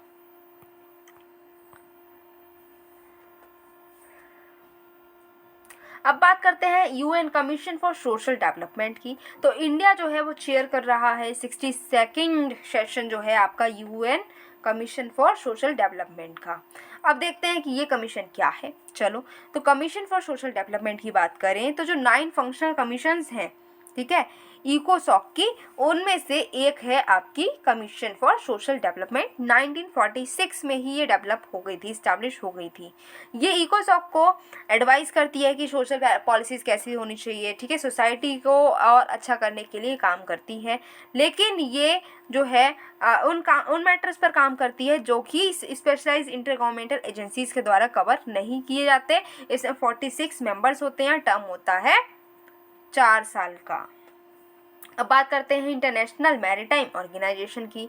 तो अभी हुआ ये है कि आईएमओ ने एक नया mandatory international code of safety for ships जो है इसको अडॉप्ट कर लिया है। ये कोड जो है 1 जुलाई 2024 से फोर्स में आएगा। ये इनेबल करेगा कार्गो शिप्स के लिए, हाई स्पीड कार्गो क्राफ्ट के लिए कि वो ट्रांसपोर्ट कर सकते हैं और अकोमोडेट कर सकते हैं इंडस्ट्रियल पर्सनल जो कि ऑफशोर काम कर रहे हैं। अब आईएमओ क्या है, तो ये 1948 में बना है, एक स्पेशलाइज एजेंसी है यूएन की, हेडक्वार्टर इसका लंदन में है। ठीक है, ये इसका ओरिजिन की बात करें तो ये कन्वेंशन से ये इस्टेब्लिश हुआ है और इसका काम है कि ये सेफ्टी सिक्योरिटी प्रोवाइड करेगा इंटरनेशनल शिपिंग के लिए। 174 कंट्रीज इसकी मेंबर हैं और हम भी इसके मेंबर हैं। अब बात करते हैं कुछ दूसरी इम्पोर्टेंट न्यूज़ की, जिसमें सबसे पहली न्यूज़ हमारी है कि श्रीलंका का कॉन्स्टिट्यूशन है, राइट, हर कंट्री का कॉन्स्टिट्यूशन है, तो श्रीलंका का भी अपना कॉन्स्टिट्यूशन है। उसमें 13th अमेंडमेंट हुआ है जिसको बोला है 13A। हुआ क्या, जो हमारे इंडिया के मिनिस्टर हैं एक्सटर्नल अफेयर्स के, उन्होंने कहा कि 13A जो है उसका इम्प्लीमेंटेशन होना ज़रूरी है। 13A अगर इम्प्लीमेंट होगा तभी जो तमिल कम्युनिटी है जो कि काफ़ी माइनॉरिटी में है श्रीलंका में, उनके साथ में रिकॉन्सिलिएशन हो सकता है। 13A काफ़ी ज़्यादा इंडो श्रीलंकन एग्रीमेंट जब हुआ है 1987 में, उसके बाद में ही ये 13A को पावर में लेकर आने की बात कही गई। ठीक है, बहुत लंबे समय तक ये एग्रीमेंट जो है 1987 का हुआ, बहुत लंबे समय तक स्ट्रगल होने के बाद में, और ये 13A बहुत सारी पावर्स देता है तमिल कम्युनिटी के लिए। श्रीलंका जो है कई बार कोशिश कर चुका है, तमिल क्लेम जो है डिस्क्रिमिनेशन का, इसको एंड करने के लिए कई सारी कोशिश कर चुका है लेकिन फेल हो जाता था। अब ये 13A लेकर आए हैं जिससे कि क्या हो सकता है कि श्रीलंका जो है यहाँ पर सारी कम्युनिटीज़ श्रीलंकन बनकर रह सकें। ठीक है, श्रीलंका एक कम्युनिटी की तरह बनकर रह सके। नेक्स्ट है India ASEAN digital work plan 2023। ये अप्रूव हुआ है 3rd ASEAN digital ministers meeting में। ये वर्क प्लान जो है इसमें कैपेसिटी बिल्डिंग की जाएगी, नॉलेज शेयरिंग की जाएगी ऐसे एरियाज़ में जो इंफॉर्मेशन एंड कम्युनिकेशन टेक्नोलॉजीज़ के लिए बहुत इंपॉर्टेंट है, इमर्जिंग एरियाज़ हैं, जैसे कि आर्टिफिशियल इंटेलिजेंसी, जैसे कि cyber security and many more. ठीक है, कोलैबोरेशन जो है इंडिया और आसियान का वो और ज़्यादा बूस्टअप होगा आईसीटी में। नेक्स्ट है information fusion centre Indian ocean region. Information fusion centre जो है इंडियन ओशन रीजन, ये 2018 में इस्टेब्लिश हुआ। इसको होस्ट किया जाता है इंडियन नेवी के द्वारा गुरुग्राम में, जिससे कि मैरीटाइम सेफ्टी और सिक्योरिटी जो है इंडियन ओशन रीजन में उसको और ज़्यादा हम सिक्योर कर सकें। इससे बेटर कोरिलेशन हो सकता है, टाइमली इनपुट हमें मिल सकते हैं और इंटरनेशनल लाइसेंस ऑफिसर्स को भी ये होस्ट करते हैं पार्टनर नेशंस के द्वारा, जैसे Australia, France, Italy, Japan, US, UK. Initiatives क्या क्या लिए गए हैं, तो first national maritime security coordinator को अपॉइंट किया गया है। ठीक है, हमारा जो विजय सागर है वो भी यही काम करता है। इंडो पैसिफिक ओशन इनिशिएटिव लिया गया है, मैरीटाइम एक्सरसाइजेज हम करते हैं जैसे कि Malabar, Indo Thai corporate etcetera, and defence acquisition and modernisation भी करने की कोशिश कर रहे हैं। कई सारे सबमरीन्स बना रहे हैं, एयरक्राफ्ट करियर भी बना रहे हैं। ग्रुप ऑफ 77 G77 जिसको हम बोलते हैं, ये 15 जून 1964 को इस्टेब्लिश हुआ। 77 डेवलपिंग कंट्रीज, तो आपको पता होना चाहिए जो G77 है इसमें जो कंट्रीज है वो डेवलपिंग कंट्रीज हैं। ये जो है कंट्री जो है साउथ की, उनको ये मीन्स प्रोवाइड करता है कि वो अपने कलेक्टिव इकोनॉमिक इंटरेस्ट को और ज़्यादा प्रमोट कर सकें। जॉइंट नेगोशिएटिंग कैपेसिटी प्रोवाइड करता है, इकोनॉमिक इश्यूज़ पर बातचीत हो सकती है यूएन सिस्टम के अंडर, और साउथ साउथ कोऑपरेशन को भी और बूस्ट करने में काम करता है। और अब हम बात करेंगे common framework for debt treatments की। तो फर्स्ट G20 फाइनेंस मिनिस्टर्स और सेंट्रल बैंक गवर्नर्स की मीटिंग हुई। इन्होंने एग्री किया है कि common framework for debt treatment जो है वो अब इम्प्लीमेंट करना चाहिए। और ये जो आपका कॉमन फ्रेमवर्क है इसको लॉन्च किया था वर्ल्ड बैंक ने 2020 में। ये क्या है, तो ये एग्रीमेंट है G20 और पेरिस क्लब कंट्रीज़ का, जो कि कोऑर्डिनेट और कोऑपरेट करेंगे डेट ट्रीटमेंट्स में। जो 73 लो इनकम कंट्रीज़ हैं वहाँ पर जो आपका डेट ट्रीटमेंट्स है उसमें ये कोऑर्डिनेट कोऑपरेट करते हुए नजर आएंगे। G20 ऑफिशियल बायलैटरल क्रेडिटर्स में कौन कौन है? China, India, Turkey, Saudi Arabia, जो कि पेरिस क्लब के मेंबर नहीं है। तो ये चीज़ आपको याद रखनी है कि पेरिस क्लब के मेंबर कौन कौन सी कंट्रीज नहीं हैं। India, European union trade and technology council की बात करें तो 3 वर्किंग ग्रुप्स जो है वो बनाए गए हैं India European trade and technology council के अंडर, जो कि काम करेंगे स्ट्रेटेजिक टेक्नोलॉजीज पर, डिजिटल गवर्नेंस पर और डिजिटल कनेक्टिविटी पर। Green and clean energy technologies को प्रोवाइड करेंगे and trade investment resilient value chains पर भी काम करते हुए नजर आएंगे। आखिर ये ट्रेड एंड टेक्नोलॉजी काउंसिल क्या है, तो ये एक स्ट्रेटेजिक कोऑर्डिनेशन मैकेनिज्म है जो कि दोनों ही पार्टनर्स को अलाउ करते हैं कि वो चैलेंजेस को टैकल कर पाए, जैसे ट्रेड हो गया, ट्रस्टेड टेक्नोलॉजी एंड सिक्योरिटी। इसको इसमें इससे रिलेटेड जो भी चैलेंजेस है उसको टैकल करने के लिए मैकेनिज्म बनाया गया है। ऐसा ये पहला मैकेनिज्म है इंडिया और यूरोपियन यूनियन का। ये जो आपका मैकेनिज्म है अप्रैल 2022 में लॉन्च हुआ था।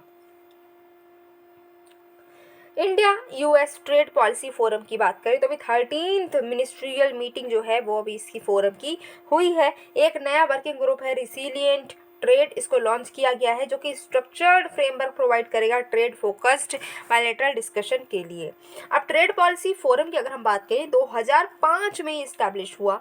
ये एक ऐसा प्लेटफॉर्म है जहाँ पर कंटिन्यूसली बातचीत होती रहती है दो कंट्रीज़ के बीच में ट्रेड को लेकर, ठीक है, इन्वेस्टमेंट को लेकर। इसके अंडर वर्किंग ग्रुप्स भी बनाए गए हैं 5 ब्रॉड एरियाज में, जैसे agriculture, non agriculture goods, services, investment, intellectual property. इसको को चेयर किया जाता है ministry of commerce and industry के द्वारा। हेनले पासपोर्ट इंडेक्स की अगर हम बात करें तो ये जो है कंट्रीज़ के पासपोर्ट्स की रैंकिंग करता है कि वो जो आपका पासपोर्ट होल्डर है वो कितने डेस्टिनेशन पर विदाउट वीज़ा जा सकते हैं। उस बेसिस पर इसकी स्ट्रेंथ को देखा जाता है। इसको हेनले एंड पार्टनर्स प्रिपेयर करते हैं, ठीक है। रैंकिंग्स जो हैं वो जो भी डेटा आपका international air transport association provide करता है उस डेटा के बेसिस पर ये रैंकिंग को तैयार किया जाता है। इंडिया की पोजीशन 2 स्पॉट से अभी और इम्प्रूव हुई है, अभी 85th हमारी रैंक हुई है इसमें, और टॉप करने वाली कंट्री है Japan. Mutual legal assistance treaty की अगर हम बात करें तो इंडिया एंड सऊदी अरेबिया भी बातचीत कर रहे हैं कि वो MLAT जो है म्यूचुअल लीगल असिस्टेंस ट्रीटी को साइन कर सकते हैं, जिससे कि एक दूसरे के साथ में वो फॉर्मल असिस्टेंस प्रोवाइड करेंगे क्रिमिनल केसेस के इन्वेस्टिगेशंस के लिए, ठीक है। कोई अगर क्रिमिनल केस है तो उसकी इन्वेस्टिगेशन के लिए ये दोनों कंट्री जो है फॉर्मल असिस्टेंस प्रोवाइड करेंगी। ये एक ऐसा मैकेनिज्म है जहाँ पर कंट्रीज एक दूसरी कंट्री के साथ में कॉपरेट करते हैं, जहाँ से क्रिमिनल केसेस से रिलेटेड इन्वेस्टिगेशंस में हेल्प मिल सकती है। कोई भी क्रिमिनल जो है वो इन कंट्रीज से भाग नहीं सकता, उसको वो कहीं पर भी भाग जाए उसको पकड़ लिया जाएगा। इसके लिए ये ट्रीटी साइन की जाती है। अभी तक हमारी 45 कंट्रीज के साथ में ट्रीटी साइन हो चुकी है। रिसेंटली पोलैंड के साथ में ये ट्रीटी साइन हुई थी। मिनिस्ट्री ऑफ होम अफेयर्स इसको हैंडल करते हैं। अच्छा, न्यू स्टार्ट ट्रीटी की अगर हम बात करें तो रशिया जो है उसने न्यू स्टार्ट ट्रीटी को सस्पेंड कर दिया गया है। क्योंकि ये लार्ज मेजर मिलिट्री एग्रीमेंट था यूएस के साथ में, जिसको भी रशिया ने सस्पेंड कर दिया है। रशिया ने क्लेम किया कि यूएसए जो है वो इस ट्रीटी के प्रोविजन के साथ में कंपाइल नहीं कर रहा। जब कंपाइल नहीं कर रहा, बात मान नहीं रहा, तो ट्रीटी को साइन करने से फायदा क्या, तो उसने इस ट्रीटी को सस्पेंड कर दिया है। न्यू स्टार्ट क्या है, ये ट्रीटी है यूएस और रशिया के बीच में, जिसमें कहा गया है कि जो स्ट्रेटेजिक ऑफेंसिव आर्म्स हैं, जो वेपन्स हैं, उनको रिड्यूस किया जाएगा, उसको लिमिट किया जाएगा। 2011 में ये फोर्स में आई थी, ठीक है। इसने जो प्रीवियस स्टार्ट ट्रीटी थी उसको रिप्लेस किया था। प्रीवियस स्टार्ट ट्रीटी 2009 में आई थी।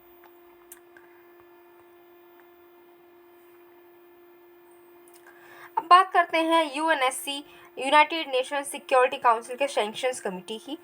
जो आपकी ISIL है और अलकायदा सैंक्शंस कमेटी है यूएनएससी की, उन्होंने लश्कर तैयबा के जो मक्की हैं उनको सैंक्शंस लिस्ट में रख दिया है, प्लेस कर दिया है। यूएनएससी सैंक्शंस कमेटी जो है एक सब्सिडारी ऑर्गन है यूएनएससी का, जो कि सपोर्ट करता है और इम्प्लीमेंट करता है यूएनएससी के डिसीजंस को। यूएन चार्टर ने अथोराइज किया है यूएनएससी को कि वो बहुत सारे मेजर्स ले सकते हैं जिससे कि इसके डिसीजन को इन्फोर्स किया जाए। इसमें कई सारे पैनल्स भी होते हैं, ग्रुप ऑफ एक्सपर्ट्स भी होते हैं, जो कि देखते हैं कि सैंक्शंस जो हैं वो इम्प्लीमेंट हो रहे हैं या फिर नहीं। नेक्स्ट बात करते हैं ऑपरेशन दोस्त की। तो ये इंडियन आर्मी ने लॉन्च किया है जिससे कि ह्यूमैनिटेरियन हेल्प दे सकें सीरिया और टर्की को, क्योंकि वहाँ पर बहुत ज़्यादा भयंकर तरीके का एक अर्थक्वेक आया था।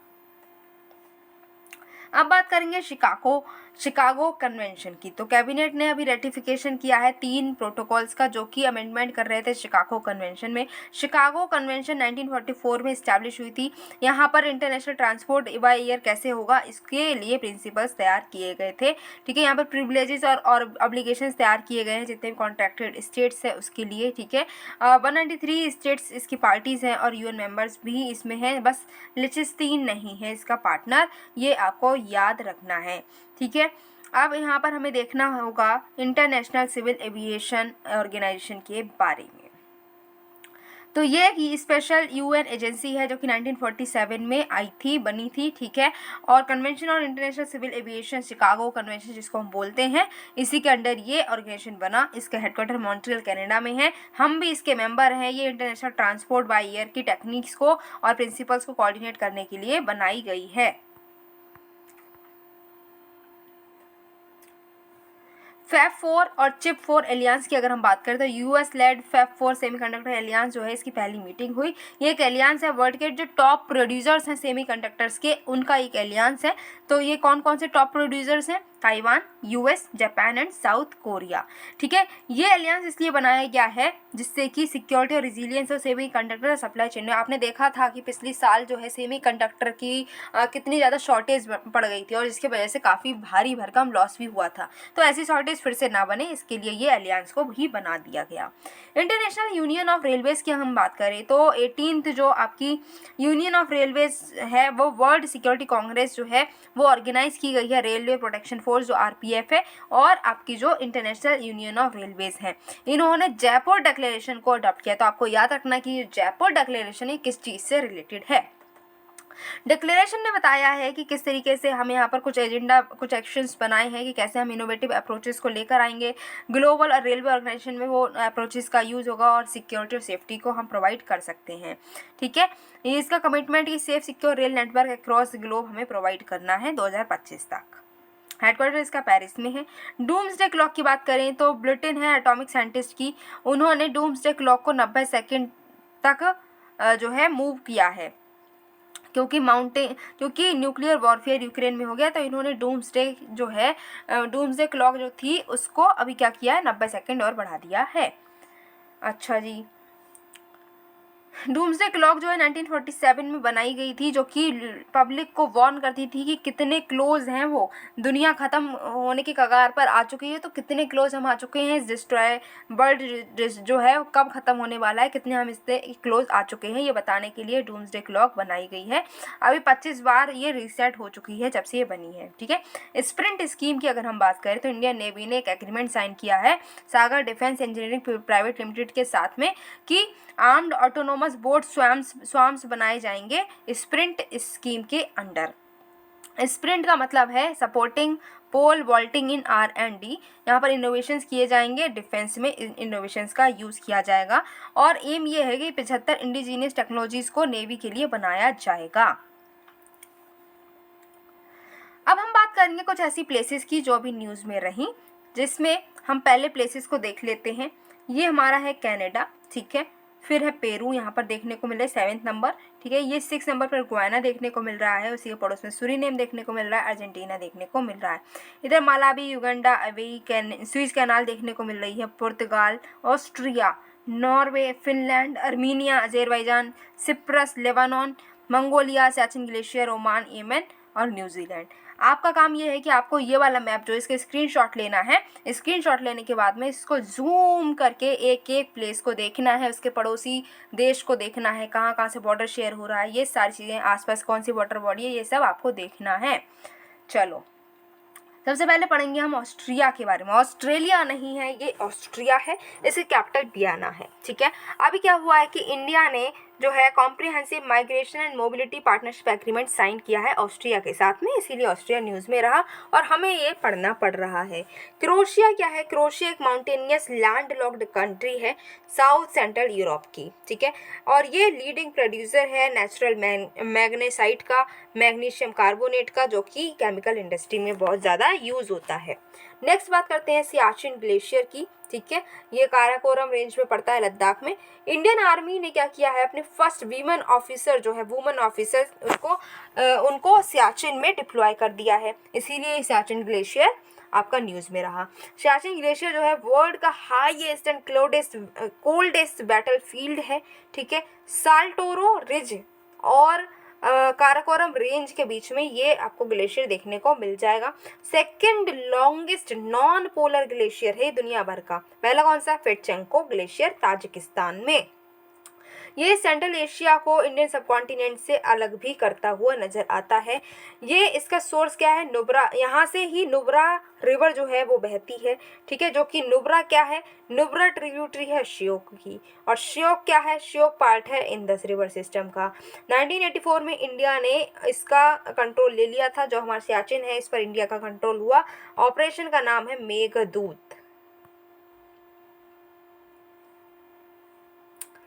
अबेई की बात करें जो कि अफ्रीका में है, तो अभी इंडियन आर्मी जो है उन्होंने लार्जेस्ट कॉन्टिजेंट को, जो B1 पीस कीपर्स की हैं, उनको अबेई में डिप्लॉय किया। ये तो हमने अभी पढ़ा भी था कि हमारी जो पहली जो B1 कंटिजेंट है, ऑल B1 कंटिजेंट, ये अबेई में उनको डिप्लॉय किया गया है, राइट।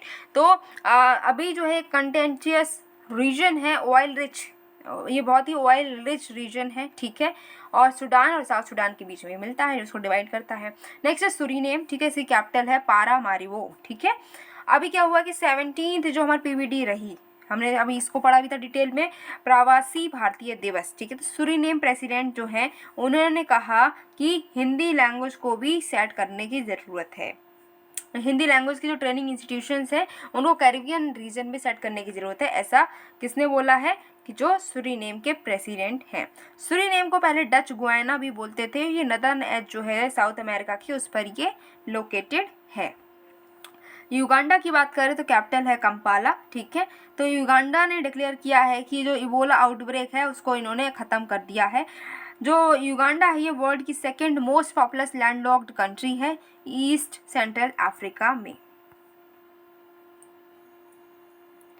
अब बात करें गुयाना की, तो कैपिटल इसकी जॉर्ज टाउन है। अभी हुआ ये है कि कैबिनेट ने अप्रूव किया है एयर सर्विसेज एग्रीमेंट इंडिया और गुयाना के बीच में। इंडिया और गुयाना ने एग्री किया है कि वो कोऑपरेट करेंगे ऑयल एंड गैस सेक्टर में। गुयाना जो है वो नॉर्थ ईस्टर्न कोस्ट पर, जो साउथ अमेरिका की नॉर्थ ईस्टर्न कोस्ट है वहाँ पर लोकेटेड है और पार्ट है गुयानीज के, ठीक है, जो कि ओल्ड स्टेबल जियोलॉजिकल फॉर्मेशन था और नॉर्दर्न कोस्ट का जो एक पोर्शन बना रहा है। गुयानीज में गुयाना, सूरीनेम, फ्रेंच गुयाना भी आता है। पेरू की बात करें तो कैपिटल लीमा है। अभी क्या हुआ है कि पेरू ने डिक्लेयर किया है एक स्टेट ऑफ इमरजेंसी लीमा में, ठीक है। इन्होंने कहा कि लीमा में अभी इमरजेंसी आ चुकी है। ये वेस्ट कोस्ट जो है साउथ अमेरिका की, उस पर लोकेटेड है। इसको बॉर्डर करता है Pacific Ocean, Bolivia, Brazil, Chile, Colombia and Ecuador. Yemen की बात करें तो UN एमन एनवॉय हैं, उन्होंने हाईलाइट किया कि करंट एब्सेंस है मेजर फाइटिंग की, अभी यहाँ पर फाइटिंग नहीं हो रही है और पीस की तरफ, शांति की तरफ बातचीत चल रही है। एमन एक डेजर्ट कंट्री है, सदर्न टिप जो है अरेबियन पेनिनसुला की, वहाँ पर एमन देखने को मिलेगा। रेड सी और बाब अल मंडब जो है इसके आसपास आपको देखने को मिलेंगे। गल्फ ऑफ एडन, अरेबियन सी और गार्ड ऑफ हुई चैनल जो है वो भी देखने को मिलेगा।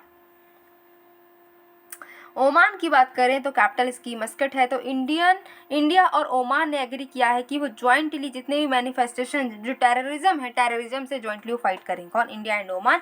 ओमान जो है ओल्डेस्ट इंडिपेंडेंट स्टेट है अरब वर्ल्ड का, जो कि सदर्न ईस्टर्न एज पर है अरेबियन पेनिनसुला की।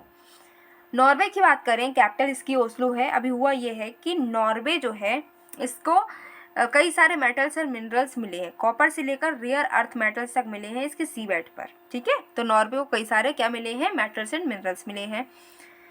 अगर हम बाउंड्रीज की बात करें तो बेरेंट सी, नॉर्वेजियन सी, नॉर्थ सी और स्केजर स्ट्रेट इसके बॉर्डर करती है। नॉर्वे के लैंड बॉर्डर जो है सिर्फ ईस्ट की तरफ है, स्वीडन, फिनलैंड एंड रशिया के साथ में। आर्मीनिया की बात करें तो अजरबैजान ने अपील की है UN के हाईएस्ट कोर्ट से कि आर्मीनिया को अर्जेंटली ऑर्डर दिया जाए कि जो लैंड माइंस हैं उनको ले नहीं किया जाए। आर्मीनिया एक लैंड लॉक्ड कंट्री है जो कि यूरोप और एशिया के क्रॉस रोड पर मिल जाएगी आपको। अजरबैजान जो है इसका बॉर्डर रहता है आर्मीनिया के साथ में। ठीक है, यहाँ पर नागोर्नो काराबाख रीजन भी है और यहीं पर कन्फ्लिक्ट बहुत चलता है अजरबैजान और आर्मीनिया के बीच में। लेबनान की बात करें, बेरूत इसकी कैपिटल है। लेबनान जो है इसने अपनी ऑफिशियल एक्सचेंज रेट को डिवैल्यू किया है 90% से। ठीक है, बहुत ही ज़्यादा हाई अमाउंट से इन्होंने क्या किया, डिवैल्यू किया है अपने पैसों को। लेबनान जो है एक माउंटेनियस नेशन है लेवांट रीजन में। ठीक है, मेडिटेरियन सी के पास में ही मिलता है। लेवांट रीजन जो है पिछले साल न्यूज़ में था और क्वेश्चन भी लेवांट रीजन पर बना था, इसीलिए सारे प्लेसेस से न्यूज़ को ध्यान से पढ़कर जाना। मलावी की बात करें तो मलावी जो है वो बहुत ज़्यादा वर्स्ट कॉलरा आउटब्रेक को फेस कर रहा है। लगभग 1000 लोगों की डेथ भी यहाँ पर हो चुकी है। ये मलावी एक लैंड लॉक्ड एरिया है। ठीक है, लैंड लॉक्ड कंट्री है और सदर्न अफ्रीका में ये मिलती है, जब ग्रेट रिफ्ट वैली है उसी के पास में ये मिलती है। कनाडा जिसकी कैपिटल ओटावा है, अभी क्या हुआ है कि कनाडा के जो हाउस ऑफ कॉमन है उन्होंने एक मोशन जो है पास किया है कि 10,000 ईगर और टर्किक मुस्लिम्स जो हैं जो कि चाइना में रह गए हैं उनको लेना है। ठीक है,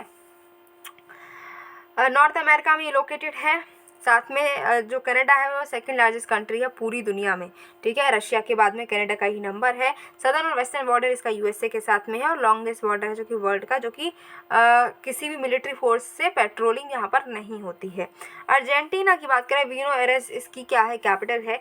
अब हुआ ये है कि अर्जेंटीना जो है इंडिया का सपोर्ट मांग रहा है, कई सारी टेक्नोलॉजी लगाना चाहता है एंटरप्रेन्योर्स के लिए। जो अर्जेंटीना में एंटरप्रेन्योर्स हैं उनको फैसिलिटेट करने के लिए टेक्नोलॉजीज़ में हेल्प मांग रहा है इंडिया से।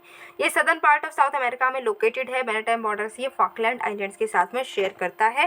ठीक है, 4 रीजन में डिवाइडेड है, Andes, north, Pampas and Patagonia. Finland की बात कर रहे हैं, कैपिटल इसकी हेलसिंकी है। इंडिया और फिनलैंड जो है ये अपने टाइज को और एक्सपेंड करने की कोशिश कर रहे हैं। ठीक है, जो क्वांटम कंप्यूटिंग है, न्यूक्लियर टेक्नोलॉजी है, इस फील्ड में अपने जो टाइज है उसको एक्सपेंड करने की कोशिश कर रहे हैं। टाइज का मतलब यहाँ पर संबंध है, अपनी जो नेक पर टाई लगी है उसको देखने मत बैठ जाना। ओके, फिनलैंड एक नॉर्डिक कंट्री है जो कि नदर्न यूरोप में लोकेटेड है। Gulf of Bothnia and gulf of Finland जो है 2 मेन वाटर बॉडीज़ हैं जो कि मैरीटाइम बॉर्डर शेयर कर रही हैं एस्टोनिया के साथ में। फिनलैंड का कुछ पार्ट ऐसा है जो कि आर्टिक सर्कल में भी देखने को मिल जाता है, जिसको अपलैंड फिनलैंड भी बोलते हैं। इसको लैंड ऑफ 1000 लेक्स भी बोलते हैं और यहाँ की लार्जेस्ट लेक है लेक साइमा। मंगोलिया की बात करें तो 11th मीटिंग जो है India Mongolia joint working group की अभी हुई है। मंगोलिया एक land locked east Asian country है। ठीक है, रशिया जिसको सराउंड करा हुआ है नॉर्थ से और साउथ से चाइना सराउंड करा हुआ है। इसको land of eternal blue sky भी बोलते हैं और लैंड ऑफ द हॉर्स भी इसको बोला जाता है। यहाँ पर ही गोबी डेजर्ट मिलता है। गोबी सुन के गोबी खाने मत बैठ जाना, गोबी डेजर्ट है एक। सिप्रस की बात करें तो अभी निकोस क्रिस्टोडेलिडस जो है वो सिप्रस के प्रेसिडेंट बने हैं। सिप्रस जो है नॉर्थ ईस्टर्न कॉर्नर जो है मेडिटेरियन का, वहीं पर आपको देखने को मिलेगा। ये थर्ड लार्ज आइलैंड है मेडिटेरियन सी में, सिसिली और सर्दिनिया के बाद में इसी का नंबर आता है। सुएज कनाल की बात करें तो ये अफ्रीका में देखने को मिलती है। जो वर्ल्ड की बिगेस्ट शिपिंग कंपनी है वो अभी क्या कर रहे हैं, अपने राइवल को स्यू कर रहे हैं, उन पर केस चला रहे हैं क्योंकि बहुत ज़्यादा डिले हुआ है। 2021 में जो ब्लॉकेज हो गया था सुएज कैनाल का, उसकी वजह से डिले हुआ और उसकी वजह से इनको बहुत लॉस हुआ, उसी का कंपनसेशन ये मांग रहे हैं। सुएज कैनाल एक ह्यूमन मेड वाटर वे है। मेडिटेरियन को ये इंडियन ओशियन और रेड सी के द्वारा ये कनेक्ट करते हुआ आता है। शॉर्टेस्ट सी लिंक है जो कि एशिया और यूरोप को कनेक्ट करता है। ये 1869 में ये ओपन हुई थी और इजिप्ट ने इसको नेशनलाइज किया था 1956 में। पोर्तुगल की बात करें तो कैपिटल इसकी लिस्बन है। इंडिपेंडेंट कमिटी जो बनाई गई है for studying of child abuse in Catholic church, ठीक है, इसको पोर्तुगीज बिशप्स ने सेट किया है। ठीक है, यहाँ पर इन्होंने कहा है कि 4800 चिल्ड्रन की 1950 से अब तक अब्यूज़ हुआ है कैथोलिक चर्च में। ठीक है, पोर्तुगल एक साउथ वेस्टर्न यूरोपियन कंट्री है जहाँ जो कि ज़्यादातर आइबेरियन पेनिनसुला पर ही लाई करती है। न्यूजीलैंड की बात करें, कैपिटल इसकी वेलिंगटन है। न्यूजीलैंड ने इमरजेंसी को डिक्लेयर किया है क्योंकि यहाँ पर साइक्लोन गब्रीले आ गया, ठीक है, और इसकी वजह से बहुत ज़्यादा फ्लडिंग और लैंडस्लाइड हुआ।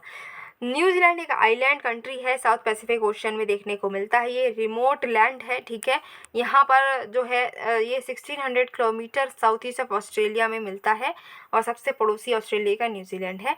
ठीक है, नॉर्थ और साउथ आइलैंड जो है इसके 2 आइलैंड्स हैं जिसको कुक स्टेट ने सेपरेट किया हुआ है। रिंग ऑफ फायर जो है उसका ही एक पार्ट न्यूजीलैंड भी है। अब बात करते हैं कुछ मिलिट्री एक्सरसाइज की जो कि न्यूज़ में रही है, क्वेश्चन भी यहाँ से बनता है इसलिए देखना जरूरी है। तरकश जो कि इंडिया और यूएस के बीच में होती है। साइक्लोन 1 इंडिया और इजिप्ट के बीच में होती है। डस्टलिक इंडिया और उज्बेकिस्तान के बीच में होती है। धर्म गार्जियन, वीर गार्जियन, ये इंडिया और जापान के बीच में एक्सरसाइज होती है। डोमेस्टिक एक्सरसाइजेस की बात करें तो ट्रोपैक्स जो इंडिया की नेवी जो है उसका एक मेजर मैरीटाइम एक्सरसाइज है। एमफेक्स 2023 ज्वाइंट ट्रेनिंग एलिमेंट है, यहाँ पर तीनों सर्विसेज के रहते हैं। टॉपची 2023 ये इंडिजिनियस कैपेबिलिटीज़ और स्ट्राइड जो है सेल्फ रिलायंस की वो शो करते हैं। तो ये डोमेस्टिक है तो हमारे इंडिया में ही हो रहा है, कोई और कंट्री इसमें इन्वॉल्व नहीं है। बायलैटरल की बात करें तो डस्ट लेक, ठीक है, इंडिया और उज्बेकिस्तान में। Dharma Guardian, Veer Guardian, India Japan. Tarkash India US के साथ में होती है और साइक्लोन 1 इंडिया और इजिप्ट के साथ में होती है। मल्टीलेटरल मतलब बहुत सारी कंट्रीज, तो इसमें डेजर्ट फ्लैग 8 की बात करें तो UAE, India, France, Kuwait, Australia, UK, Bahrain, Morocco, Spain, Republic of Korea and USA, ये सब मिलकर जो है डेजर्ट फ्लैग 8 में पार्टिसिपेट करते हैं। इसी के साथ में दुनियादारी हम घूम चुके हैं, वर्ल्ड टूर खत्म हुआ, अपने अपने घर को वापस आ चुके हैं। आई होप आपने एंजॉय किया होगा। एंजॉय किया है तो आपको क्या करना है, वीडियो को लाइक करना है, शेयर करना है, चैनल को सब्सक्राइब करना है जिससे कि आने वाली वीडियो का नोटिफिकेशन आपको मिले, आप वीडियो देखकर खुद को और ज़्यादा अपडेट कर पाएँ और प्रीलिम्स को फटाफट से क्रैक कर पाएँ।